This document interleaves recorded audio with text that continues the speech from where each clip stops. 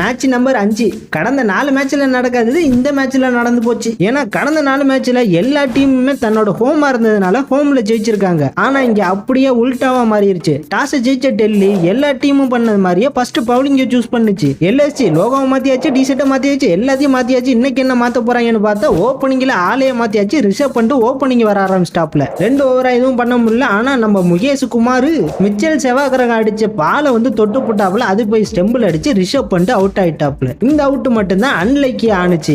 அதுக்கப்புறம் வந்தாங்க நம்ம ஃபாஸ்ட் பவுலர் கைலி இங்கிடியும் நம்ம சின்னப்பட்டி எக்ஸ்பிரஸும் தலா ஆளுக்கு 3 விக்கெட் துண்டா தூக்கிட்டு போயிட்டாங்க எல்எஸ்சி ரொம்ப கஷ்டப்பட்டு 141 ரன் அடிச்சாங்க. அதை திருப்பி அடிக்கலாம்னு வந்த கேஎல் ராகுல ஃபர்ஸ்ட் பால்லே திருப்பி அனுப்பிச்சுட்டாப்ல நம்ம முகமது ஷமி. அதுக்கப்புறம் அக்ஷர் பட்டேலும் அதே மாதிரி டக் ஆயிட்டு போவ என்னடா அந்த பக்கெட் தான் விக்கெட் எடுத்தாங்கன்னா இந்த பக்கெட் விக்கெட் எடுக்கிறாங்களேன்னு பாத்துக்கிற கீழே டக்குன்னு விக்கெட் ஆகி போச்சு.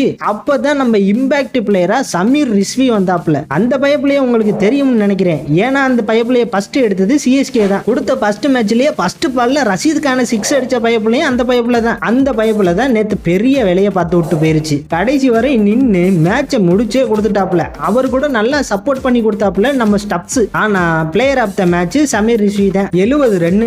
முதலே சொன்ன மாதிரி எல்லா மேட்ச்லயும் ஹோம் டீம் தான் ஜெயிச்சுக்கிட்டு இருந்தாங்க.